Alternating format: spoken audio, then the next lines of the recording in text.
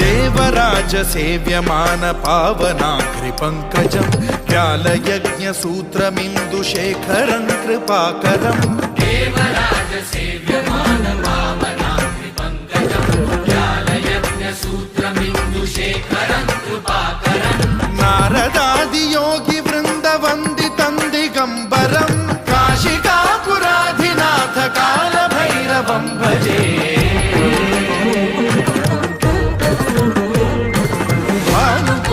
भास्वरं भवाब्धिकारकं परं नीलकण्ठमीप्सितार्थदायकं त्रिलोचनं कालकालमम्बुजाक्षमक्षशूलमक्षरं काशिकापुराधिनाथ कालभैरवं भजे।